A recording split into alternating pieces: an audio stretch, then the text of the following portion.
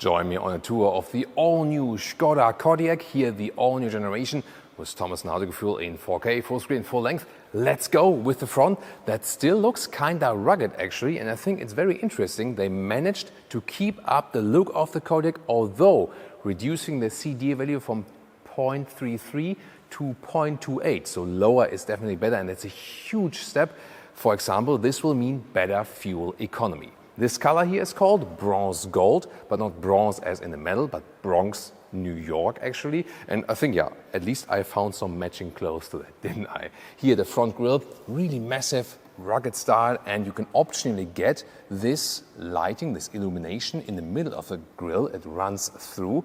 The headlamp unit, optional matrix LED. You can also see it right here with this Czech craftsmanship design on the inside.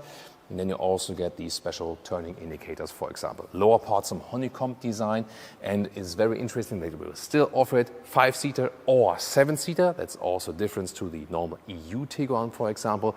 So the question is it still one of the best price performance SUVs? 4.76 m or 187 inches is the length of the all-new Skoda Kodiaq. This is actually about 6 centimeters or 2 inches longer than before. Wheelbase stays the same. And this one here is actually then around 22 centimeters or 8 inches longer than the EU Tiguan. Also with a little bit more wheelbase than the Tiguan.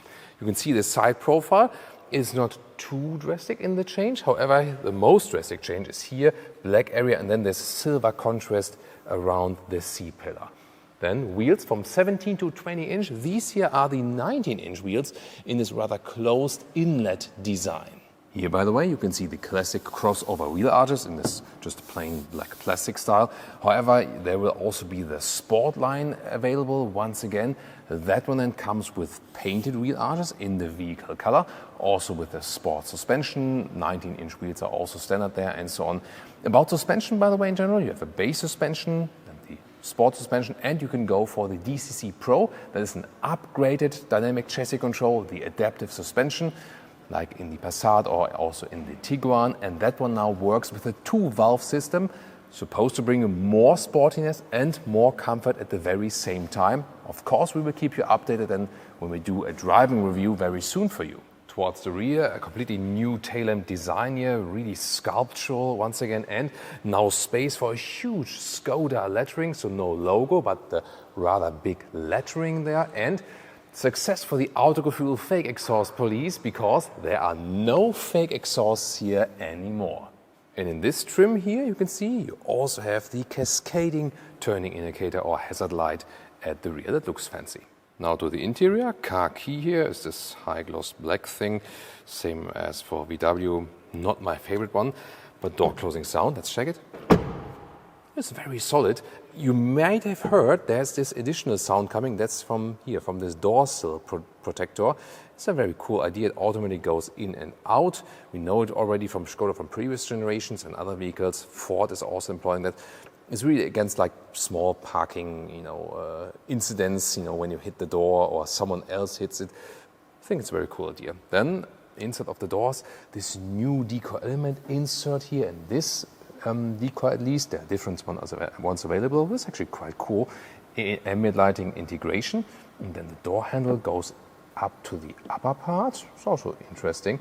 Here you can control the levers and so on. Looks like good quality. In the lower part, this one here, however, is just hard pack. Here you open the rear hatch. Then the all-new interior. Once again, this very interesting deco element. Open spoke steering design. Doesn't look too different from the normal, usual ones here now.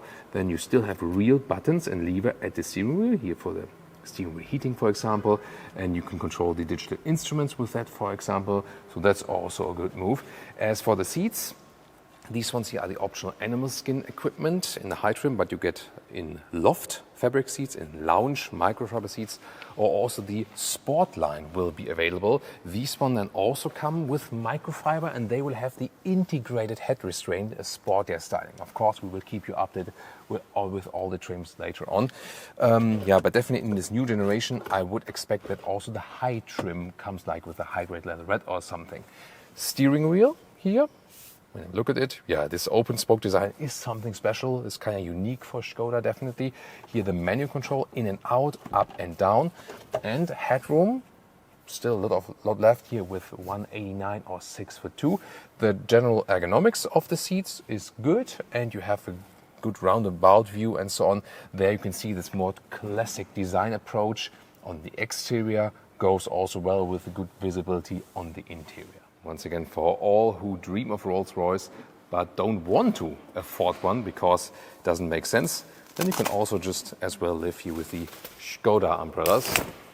And yeah, I'm totally fine with that. Interior cockpit overview, all new, looks quite fancy at first.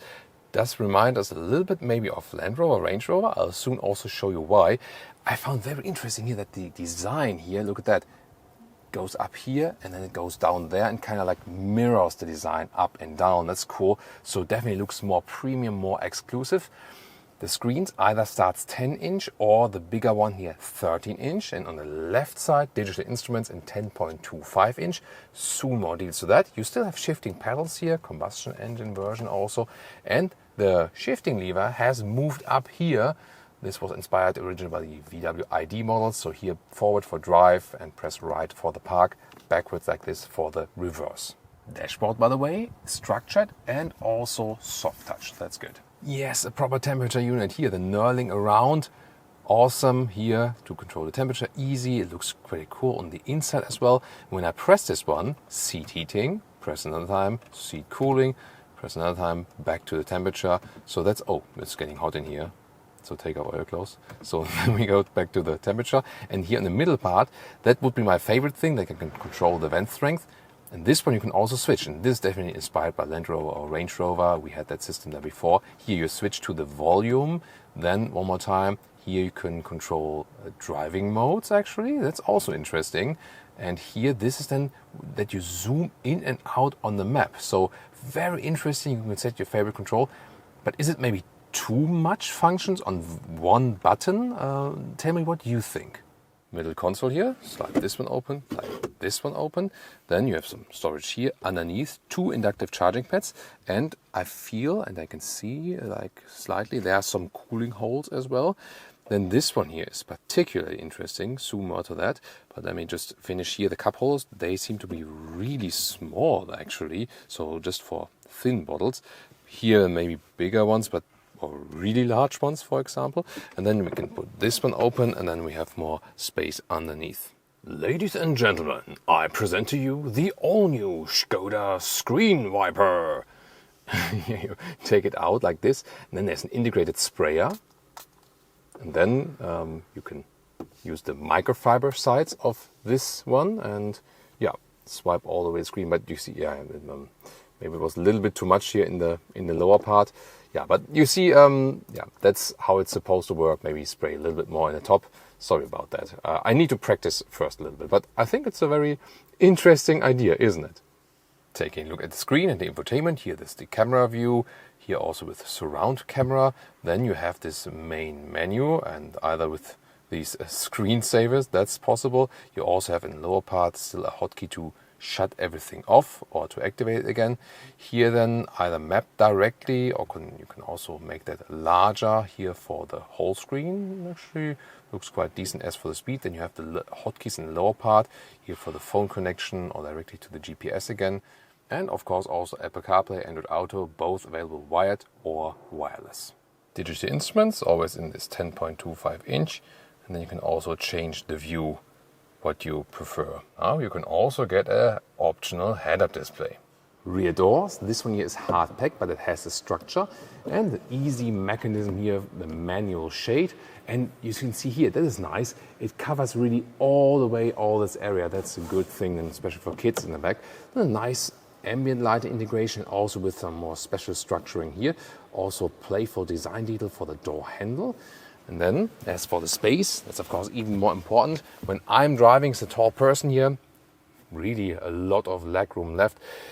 Here you can also see that this one here has 11 centimeters or 4 inches more wheelbase than the VW Tiguan, the EU version. The Tiguan or US Tiguan will also be somewhat different. Then here the headroom, still enough. This one equipped here with the panoramic roof. you can actually even still open that one.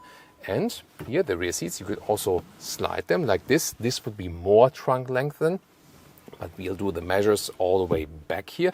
But this is like really massive how you can move it up and down. And then you can also here change the angle of the seating, make it more upright. When you need this one, and here, this is like the more relaxed position here actually. So really very, very usable. And here in the middle part, you have this. I mean, you can also take this whole console out. So then it would be just a normal felt middle tunnel here. But you can also leave that one in place. Then you have more cup holders here actually, 2 USB-C chargers and separate climate unit next to even seat heating in the rear.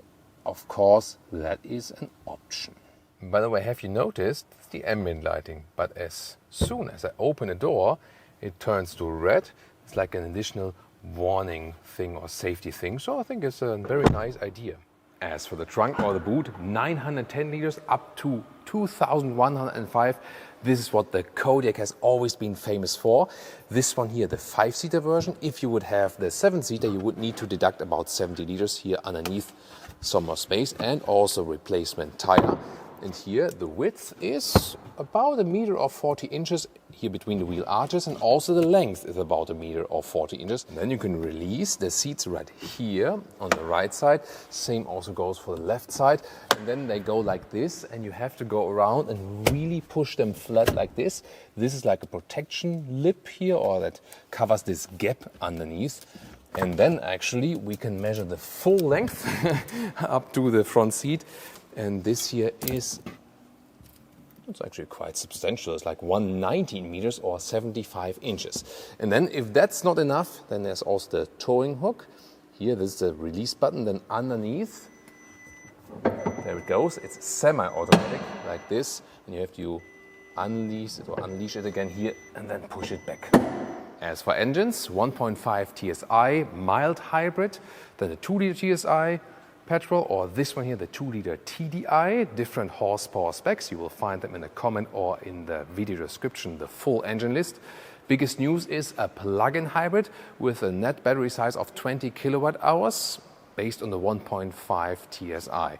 Approximately a realistic range electric, 80 kilometers or 50 miles, something like that. And also quick recharging, 11 kilowatt AC or 50 kilowatt DC. So what do you think about the all-new Skoda Kodiaq? Tell me in the comments. And now tune in to the recently released VW Tiguan, the sister model.